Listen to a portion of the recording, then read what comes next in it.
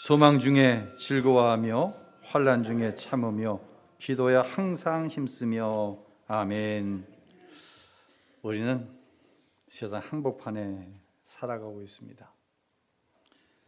그러나 예수를 영접한 그 순간부터 우리는 삶의 기준과 원리가 달라집니다. 에베소서 4장에 바울 사도는 이런 이야기를 하고 있어요. 한번 읽어볼까요? 거짓된 욕망을 따라 옛 습성을 쫓아 썩고 있는 옛사람을 버리고 심령으로 새롭게 돼 하나님을 따라 의와 진리와 거룩함 지으심을 받은 새 사람을 입으라 하십니다. 아멘. 옛 습성을 쫓아 썩고 있는 옛사람이다. 나면서부터 죄의 성질을 가지고 태어날 뿐만 아니라 그것이 지금도 썩고 있다고 하는 것이에요. 그것을 버리고 새 사람을 입는 거예요. 여러분은 새 사람이에요. 아멘. 할렐루야. 제가 최근 한 두 가지로 인해서 이전에 느끼지 못하던 감사를 하고 있어요. 첫째, 어떤 설교를 해도 여러분이 알아듣는다는 거예요. 여러분, 이건 설교자에게 있어서 굉장히 소중한 거예요. 설교를 잘 준비했는데 못 알아들어. 신자들이 뭔 말인지 여러분이 잘 알아듣는다는 거예요. 두 번째는 제가 어떤 말을 해도 잘 받아들인다는 거예요. 더하지도 않아요. 빼지도 않아요. 그런 말씀을 드렸습니다. 지금 드리는 설교가 사랑은 뭐가 없다? 거짓이 없다. 거짓된 사랑을 가면을 뒤집어 쓴 사랑이라고 그랬어요. 가면을 쓴 사람은 가면을 쓴 얼굴과 가면을 벗은 얼굴이 같아요, 달라요? 다르잖아요. 말을 했는데 있는 그대로 받아들여줘요. 가면을 쓸 필요가 있어요, 없어요? 없는 거예요.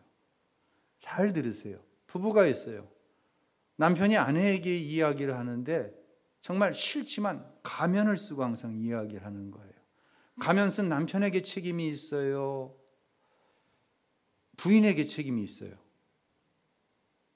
남편에게 책임이 있을 수도 있지만 잘 들으세요. 부인에게 책임이 더 클 수도 있어요. 부인이 남편으로 하여금 가면을 쓰게 만들어. 어떤 이야기를 하면 있는 그대로 받아들여지지 않고 꼭 색안경을 쓰고 옛날에 뭐 어떻게 했는데, 당신 시집 식구들이 뭐 어떻게 했는데, 그때부터 가면을 뒤집어 쓰는 거예요. 근데 저는 여러분 앞에서 말하는 게 너무 자유스러워요, 최근에. 왜요? 그대로 받아줘. 어떤 이야기를 하면 설명이 필요 없어. 뭐 특별 새벽기도에 안수 집사들 다 나오라고 그랬더니 그 시간에 출근해야 되는데 그럴 생각할 필요가 없어. 목사님은 내가 출근하는지 다 알아. 어떤 의미로 이런 얘기를 하는지 다 알아. 그러니 제가 가면을 쓸 필요가 없어요. 사랑하는 성도 여러분, 가면을 쓸 필요를 느끼지 않는 관계는 아름다운 관계예요. 이게 새 사람이에요. 십자가의 은혜로 새롭게 된 경험을 한 성도는요, 이 기쁨이 서로를 신뢰하는 것부터 나오는 거예요. 이런 관계가 예수로 새로워진 사람들의 관계고, 이런 관계로 모여진 우리가 교우인 거예요. 아멘. 성도는요, 하나님께서 이루실 일에 대한 소망으로 살아갑니다. 어떻게 보면 무엇 하나 우리가 이룰 수 있는 게 없어요. 사도 바울은요, 데살로니가 교회를 개척하고 얼마 안 있어 떠났어요. 떠나는데 궁금한 거야. 잘 자라고 있나. 그러나 데살로니카라고 하는 지역의 특성상 문화적으로나 종교적으로나 모든 부분에 있어서 참 어려울 것을 겪을 걸 예상하니까 마음이 어려운 거예요.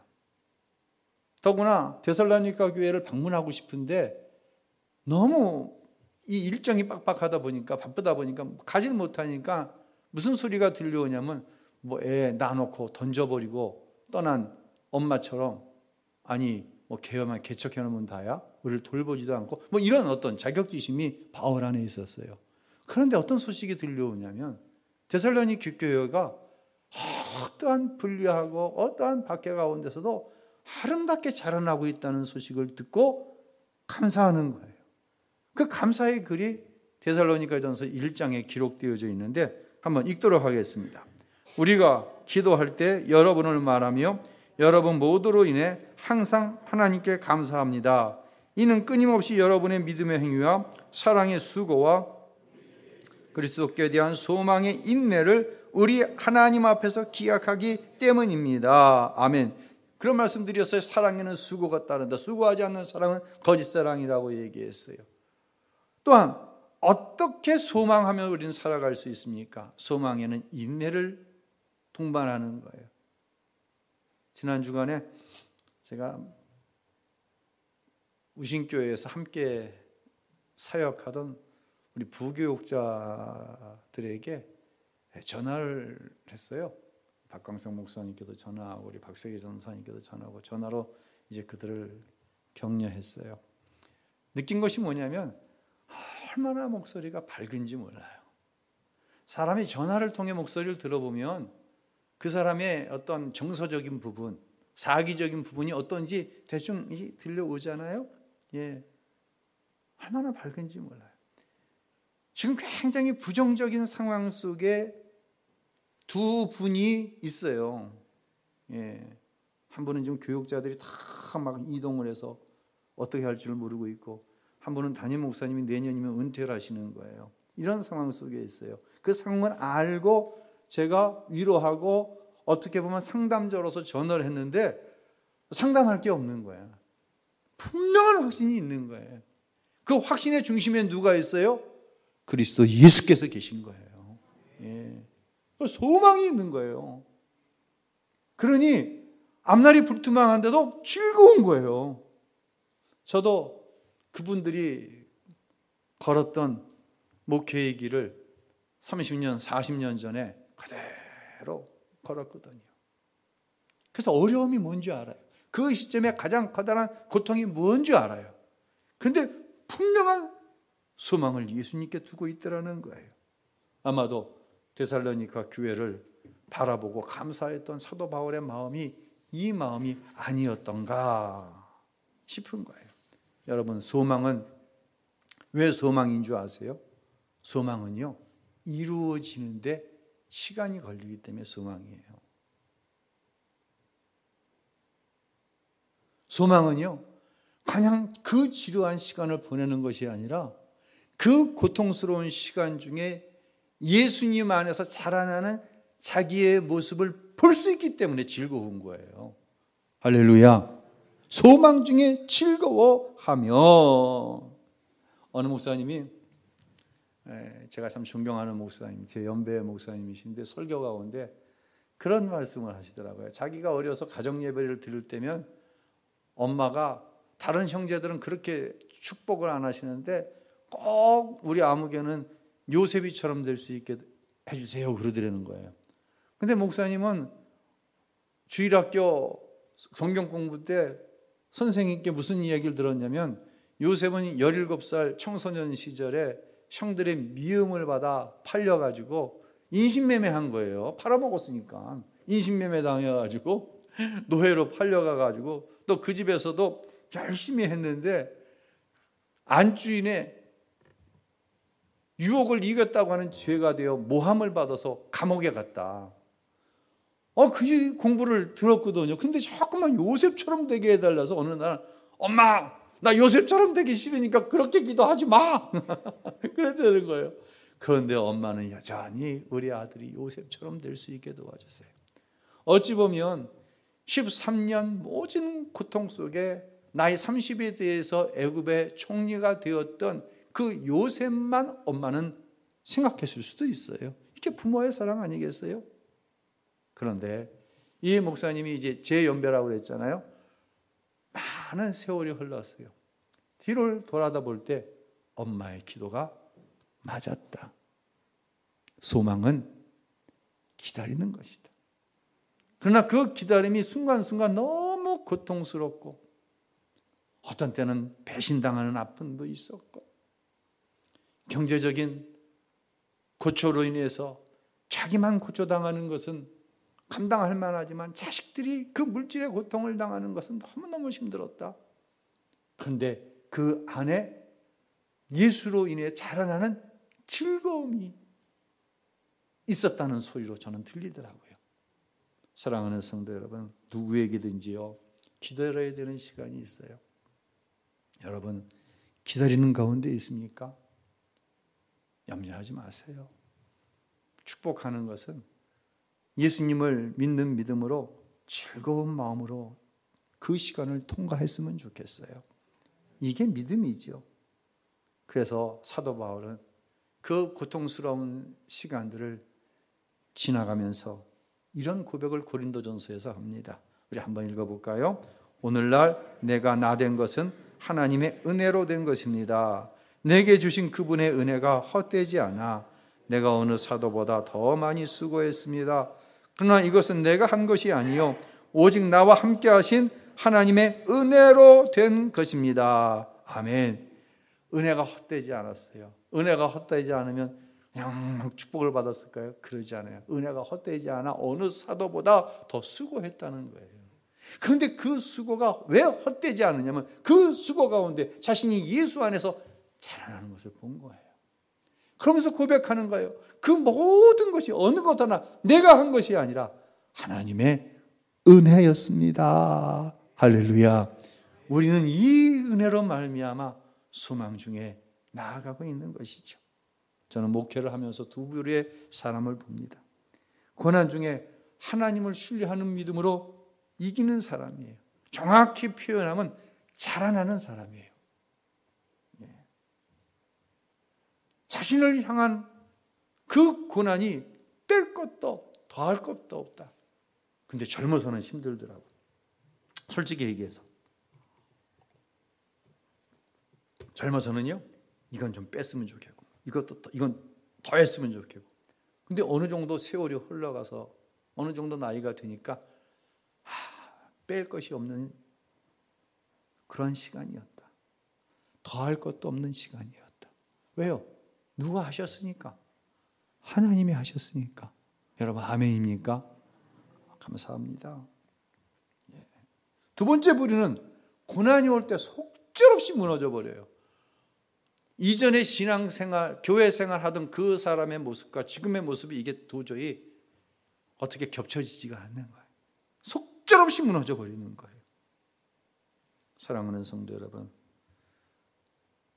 하나님을 소망하며 예수 안에서 그 소망이 날마다 더해지는 사랑하는 성도들, 그 소망으로 인해서 자신의 자라남에 대한 즐거움이 있는 성도들, 그래서 내가 받은 십자가의 은혜와 그 사랑은 더할 것도 없습니다. 뺄 것도 없습니다. 모든 것이 은혜입니다. 할렐루야. 그런 고백이 여러분 안에 넘쳐날 수 있기를 예수님의 이름으로 축원합니다. 두 번째 오늘 본문 환난 중에 참으며죠. 그 피겨 여왕 하면 누구죠? 김연아가 뭐 했어요 최근에? 결혼했어요. 그 남편이 고우림이라고 포레스텔라라고 하는 그 성악을 전문한 사람들인데 가요도 부르고 그런 어떤 유명한 그룹의 한 멤버예요. 근데 이 고우림 씨의 아버지는 목사님이세요. 대구에서 목회를 하시는데 주로 외국인 이주 노동자들과 여성들을 만 전문으로 목회하시는 분이에요. 이렇게 교회가 있는 게 아니라 카페를 운영하고 자연스럽게 주일이면 그 카페에 이주 노동자들, 참 어려움을 당하는 또 여성들이 모여서 예배도 하고 차도 마시고 상담도 하고 그들이 가지고 있는 어려움을 해결해 주기 위해서 노력하는 그런 아주 훌륭한 목사님이세요. 이런 사역에는 당연히 가난함이 쫓아오죠. 어려움이 쫓아오죠. 예. 그런데 이 고우림 씨의 아버지 고 목사님이 축사를 했어. 주례 없는 결혼식에 축사를 했는데 축사가 웬만한 주례사보다 더 감동적이더라고요. 제가 좀 부분 인용을 해서 여러분께 한번 좀 소개를 해드리려고 그래요. 지난 3개월 전 결혼 발표를 했는데 그때부터 저의 호칭이 우림이 아빠에서 연하 시아버지로 불려지고 있습니다. 이 느낌 아시죠? 예? 감당하기 힘들었습니다. 앞으로도 힘들 것 같습니다. 하며 유명한 며느리를 본 소감을 먼저 얘기했어요. 이름조차 부르기 아까운 국민의 딸, 아니 동서양의 모든 경계를 넘어서 세계인들의 사랑을 받고 있는 한 여인을 며느리로 맞이하는 것이 말할 수 없는 큰 기쁨이요 감사한 일이기도 하지만 한편 여왕님을 며느리로 맞이하는 것이 아들 부모로서 걱정이 되는 것도 사실입니다. 여러분, 여왕 같은 며느리 좋아하지 마세요. 그동안 두 사람이 각자 걸어왔던 삶의 경험들이 너무나 아름다웠기에 크게 염려하지 않습니다. 라고 목사님은 말했어요. 그런데 이 이후의 말이 저에게 큰 감동을 줬어요. 목회자의 삶이 다 그렇듯이 결혼하는 아들이 자라나면서 너무 경제적으로 고통을 받았어요. 이 상황을 생각하면서 목사님은 축사를 이어갔어요. 어린 시절 가난하다는 것이 무엇인지 경험했고 또 실패의 아픔과 좌절도 느끼며 스스로 이겨나가는 지혜도 체험했고 목표를 이루고 또 승리의 기쁨도 누렸지만 승리한 사람의 마음가짐이 어떠해야 하는지를 이미 경험했습니다. 굉장히 중요한 얘기예요. 실패가 없이 승리만 경험했다? 겸손할 수가 없어요. 다른 사람 배려하지 못해요. 하나님 앞에 감사하지 못해요. 계속 이어나갈게요.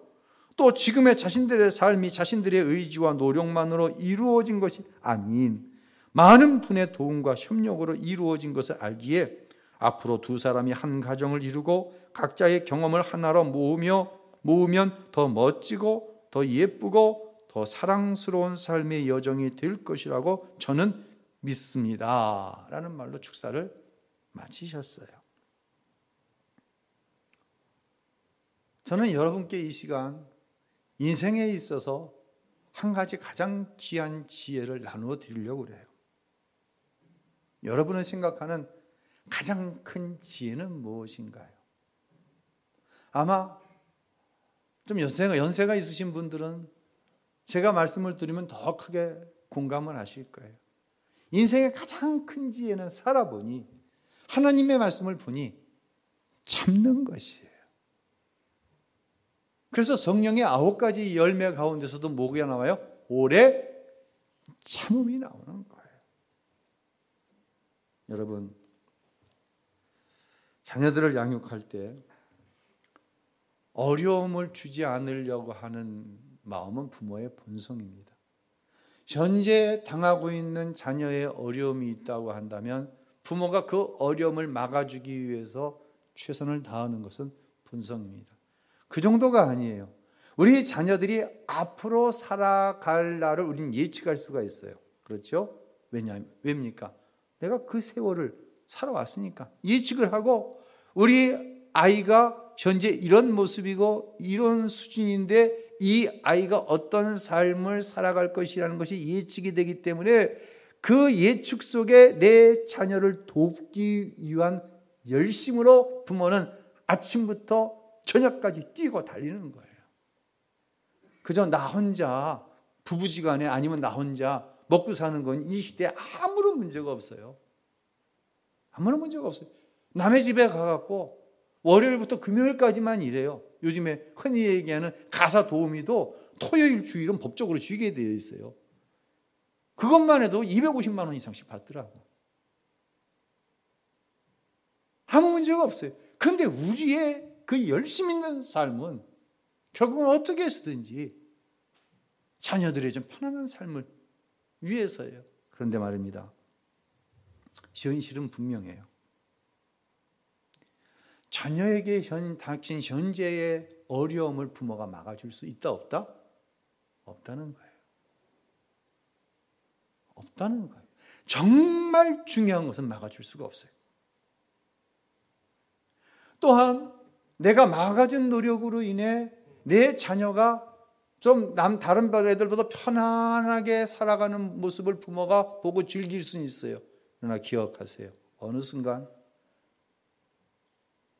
내 본성으로 편안하게 막아진 그것으로 인해서 우리 아이들이 어느 순간 자기 힘으로 어떤 것도 할 수 없는 무기력한 존재가 될 수 있다는이 아니에요. 된다는 사실을 잊지 마세요. 그렇기 때문에 부모에게는요, 정말로 지혜가 필요해요. 우리가 인생을 살아가면서요, 제가 요즘 나이 많이 얘기하는데 제 나이가 되니까 뭘 잘했다라고 생각했냐면 참 어떻게 하길 잘했다. 참기를 잘했다. 세 가지 참음이 있어요. 특별히 부모된 이들이 세 가지를 잘해야 돼요. 첫째, 어려움 속에서 자녀를 위해 기도할 수 있어야 돼요. 설명하지 않을게요. 다음 주에 좀 깊이 설명을 할 거예요.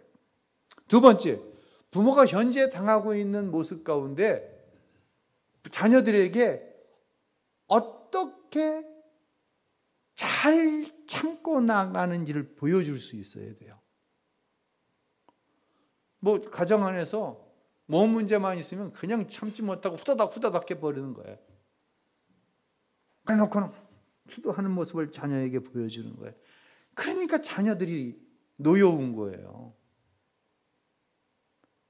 그러니까 자녀들이 교회에 왜 나가야 되는지를 모르는 거예요. 세 번째, 여기서 한 걸음 더 나아간다고 한다면, 더 성숙한 그리스도인이라고 한다면 하나님의 영광을 위해 참는 거예요. 아멘. 아멘. 여러분의 담임 목사가 뒤돌아보니까 참 참기를 잘했다. 가면을 뒤집어 쓰고 속마음은 그렇지 않은데 참기를 잘했다. 이거 합쳐지면 나중에 뇌졸중 되고 뇌경색 되는 거예요. 그런데 누구의 영광을 위해서? 하나님의 영광을 위해서. 내 안에 성령께서 도우셔서 성령의 은사를 가지고 참을 수 있었다고 한다면 이거보다 더 커다란 지혜가 없다는 것입니다. 여러분도 경험해 봤을 만한 일 몇 가지 좀 소개하겠습니다. 무슨 경험이 우리 안에 있냐면, 이게 날씨가 좀 쌀쌀해지잖아요. 요즘 같으면 이제 저도 여름 옷을 지금 차곡차곡 쌓아놓고 있어요. 저는 주로 이제 정장이 많기 때문에 집에서 세탁할 수 없는 것들이 많이 있어요. 그럼 장 안에 차곡차곡 쌓아놨다가 세탁소에 이제 그야말로 한 집을 갖다 주는 거예요. 여름 건 좀 덜해. 근데 찾아와야 될 겨울 옷을 이제 찾아와야 되잖아요. 세탁소에서. 진짜 이건 두 짐이야. 그러니까 세탁소에서는 이렇게 써가지고는 목사님 이렇게 했습니다. 감사합니다. 집에 찾아왔는데 예를 들어서 조끼가 한 벌 없는 거예요. 어디 있지? 집을 찾아봤는데 없네? 그럼 무슨 생각이 딱 나와요? 세탁소에서 없어졌나? 이 생각이 들어오는 거예요. 그럼 세탁소에 가서 혹시 세탁소에 제 니트 조끼 없었냐고 묻습니다. 그럼 세탁소 주인은 당연히 없었다고 얘기를 하는 거예요. 네. 그럼 마음이 어떻게? 좀 불편해. 그런데 대부분의 경우에는 엉뚱한 곳에서 그게 나오더라는 거예요. 이 다음에 어떻게 해야 돼요? 이 다음에 어떻게 해야 돼요? 세탁소에 가야 되는 거예요. 그리고 죄송하다고, 엉뚱한 곳에서 집에서 나왔다고, 잠시나마 걱정을 끼쳐드려서 죄송하다고. 혹시 이런 경험이 있으세요? 앞에까지는 3분의 2까지는 있어. 다행이다. 괜히 세탁소 가서 말했네. 여기까지는 있어요. 그런데 죄송합니다. 이게 새 사람이에요. 이게 영성이에요. 영성을 엉뚱한 곳에서 찾으려고 하지 마세요. 한 30대 초반에 젊은 자매가 교회를 나왔어요. 그리고 이제 교회를 등록하겠다고 첫 주간에, 대부분 첫 주간에 등록들 안 하시거든요. 오랫동안 다녀보고 이 교회가 나한테 맞는 교회인가? 세상에 나쁜 교회는 없어요. 근데 나한테 맞는 교회가 있고 안 맞는 교회는 분명히 있어요.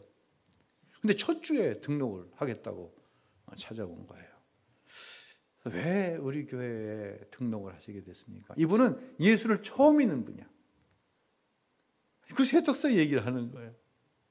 세탁소에 옷을 벗겨놓고 찾아왔는데 자기가 그렇게 소중하게 여기는 원피스가 없더라는 거예요. 그래서 혹시 집안에 있나? 안 찾아봐도 없어. 세탁소에 간 거예요. 원피스가 없다. 그러니까 세탁소 주인이 아버지 뻘, 엄마 뻘 되시는 분인데 집에 찾아보시라고. 제가 받아놓은 곳에는 그 원피스가 없다고. 집에 가서 또 찾아봤는데 또 없는 거예요. 또 간 거예요. 근데 이번엔 가서 막 승질을 내는 거예요. 아니 찾아봤는데 없는데 내가 분명히 갖다 맡겼는데 내가 얼마나 소중하게 생각하는데 그 자리에 사람들이 많은데 어머니 뻘 아버지 뻘 되는 사람한테 막 승질을 내면서 마지막 단어는 뭐예요? 배상하시라고. 그리고 집으로 와버렸어. 그런데 엉뚱한 데서 이게 또 나온 거예요. 엉뚱한 데서. 찾으려고 한 게 아닌데 어떻게 하다 보니까 그게 거기 있는 거야. 이런 경험해봤던 사람 손 한번 들어봐요. 한 분도 없어요? 안 드는 거지 지금. 난 두 손 들어야 돼. 그러더라고. 야, 이게 너무 당황스러운 거예요. 근데 가만히 생각해 보니까 자기가 그렇게까지 막 험하게 얘기를 했는데 그 두 세탁소를 운영하시는 분의 얼굴에 평화가 떠나질 않았던 거야.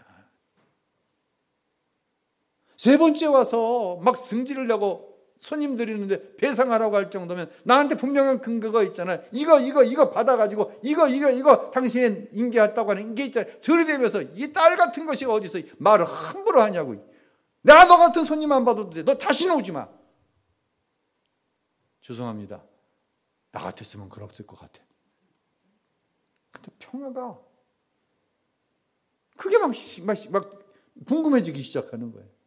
그런데 세탁소에 갈 때마다 느끼는 게 뭐냐면 꼭 찬송가가 나오는 거예요.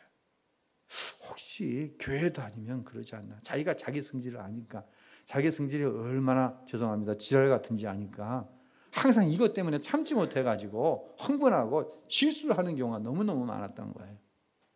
그래서 교회로 온 거예요. 첫날 교회를 왔는데 목사님께서 설교 중 무슨 얘기를 하냐면 예수님께서 저와 여러분의 죄를 위해서 모든 멸시와 천대를 다 담당하셨습니다. 마치 도수장에 끌려가는 어린 양처럼 어떤 항의도 하지 않고 얼마나 고통스러웠으면 아버지 어찌하여 나를 버리시나이까 울부짖으셨겠습니까? 이 설교를 하는데 그거구나. 그 예수님의 십자가에 죽으시면서 모든 죄를 다 담당하셨는데 그 세탁소 주인 그 두 부부에게는 그 십자가의 은혜가 인격이 되어지는 그런 것이 있었구나 깨달아지더라는 거예요. 그리고 목사님께 그래서 교회에 등록을 하려고 합니다. 사랑하는 성도 여러분, 얼마나 참아야 할 일이 많습니까? 얼마나 참는 일이 심히 듭니까?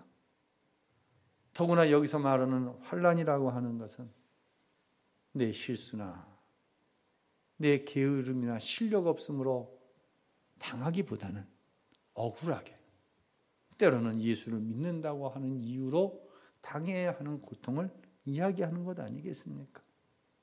이것을 당한다고 하는 것이, 감당한다고 하는 것이 얼마나 힘이 듭니까? 그래서 하나님께서는 결론적으로 이렇게 말씀하시는 것이 오늘의 본문입니다. 다시 한번 읽어볼까요? 시작. 환난 중에 참으며 기도에 항상 힘쓰며. 아멘. 기도하십시오. 항상 기도해야 합니다. 예수님이 십자가의 죽음 앞에서 얼마나 고통스러우셨던지, 겟세마네 동산에 올라가 땀방울이 눈물방울이 핏방울로 보일 정도로 처절하게 기도하셨던 것처럼 우리도 기도해야 합니다. 기도할 때 내 안에서 이게 힘이 주어진다고 생각하지 마십시오. 기도할 때 십자가에서 이미 우리 예수님께서 완벽하게 이루신 그 오래 참음의 은혜가 새 사람으로 덮여지는 거예요. 아멘. 내가 하는 게 아니에요. 내가 자라나는 게 아니에요. 내 안에 우리 주님께서 하시는 일을 보게 되는 거예요. 할렐루야. 여러분을 축복합니다. 기도합시다. 기도해야 합니다. 정말로 기도해야 합니다. 정말로 기도해야 됩니다. 오늘 할로윈 축제 151명 죽었어요. 외국인 19명 죽었어요. 할로윈 축제라는 것이 외국의 어떤 문화적인 것이 변형적으로 들어왔어요. 좀 쉽게 얘기하면 변태적으로 들어와 버렸어요. 이게. 거기다가 장사 안에 먹는 사람이 상수를 붙여줬어. 유치원에서도 할로윈 데이 합니다. 여러분 할로윈 데이 할 때 그 입는 옷 그런 것들을 보면은요 대부분 산 것도 있지만 죽은 것도 있습니다. 산 자와 죽은 자가 막 뒤섞여갖고 축제를 하는 거예요. 이건 마귀의 역사도 보통 마귀의 역사가 아니에요. 이런 서양의 문화를 캐톨릭에서 이상하게 변형을 시킨 거예요. 그 변형시킨 걸 한국에서 이 장사하는 사람들과 흔히 얘기하는 외국인들이 갖고 들어와 가지고 변태적으로 만들어 놓은 거예요. 이걸 지금 거기에 우리 아이들이 가가지고 말이에요. 이건 말이 안 됩니다. 이건 영적인 문제입니다. 정말 우리가 깨어서 기도하지 않으면요 어떤 일이 일어날지 모릅니다. 다음 주간 기도에 대해서 좀 더 깊은 말씀을 나누도록 하겠습니다.